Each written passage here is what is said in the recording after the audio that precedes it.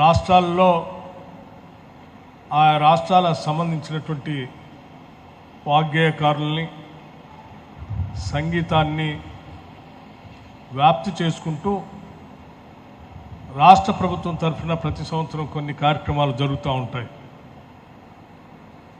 మనందరికీ తెలిసిందే, తిరువాయూరులో త్యాగరాజ ఆరాధనోత్సవంలాగా ప్రతి సంవత్సరం చూస్తూ ఉంటాం, వింటూ ఉంటాం.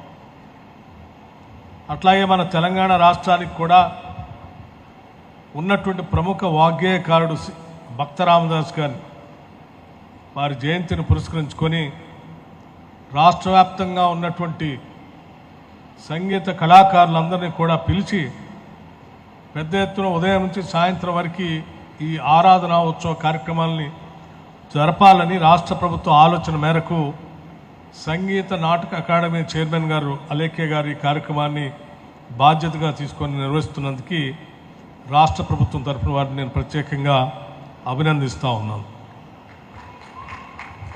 అట్లాగే ఈ కార్యక్రమంలో ఈరోజు అనేక మంది విద్వాంసులు, ఒకప్పుడు ఆనాటి ఉమ్మడి ప్రభుత్వానికి రాష్ట్ర ప్రభుత్వ ఆస్థాన విద్వాంసులుగా ఉన్నటువంటి పెద్దల ఎల్లా వెంకటేశ్వరరావు గారు పద్మశ్రీ గ్రహీతలు, అట్లాగే శ్రీమతి శోభారాజు గారు, అట్లాగే హైదరాబాద్ బ్రదర్స్ రాఘవాచార్యులు, హైదరాబాద్ సిస్టర్ శ్రీమతి హరిప్రియ, శ్రీమతి శేషులత గారు, శ్రీమతి ప్రేమామూర్తి గారు, శ్రీమతి కోవెల శాంత గారు, శ్రీ డివి కృష్ణ మోహన్ కృష్ణ గారు లాంటి వాళ్ళు ఉద్దండులు ఈ కార్యక్రమంలో పాల్గొనటం నిజంగా మన అందరం సంతోషించదగినటువంటి అంశంగా నేను భావిస్తూ ఉన్నాను. ఈనాడు వారే కాకుండా ఎదురుగా కూర్చున్నటువంటి వాళ్ళందరూ కూడా వారి వారి స్థాయిలో ఒక గొప్ప విద్వాంసులుగా ఎదిగే క్రమంలో ఈరోజు మీరంతా ఉన్నారని చెప్పడానికి కూడా నేను చాలా సంతోషిస్తూ ఉన్నాను. ఈ భక్తిరస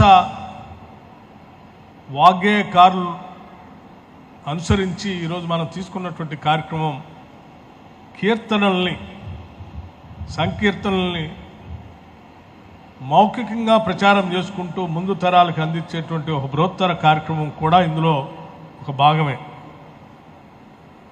సరే, భక్త రామదాస్ గారు మా అదృష్టం, వారు పుట్టినటువంటి జిల్లాలోనే మేము ఆ జిల్లా నుంచి ప్రాతినిధ్యం వహిస్తున్నాం, ఖమ్మం జిల్లా నుంచి.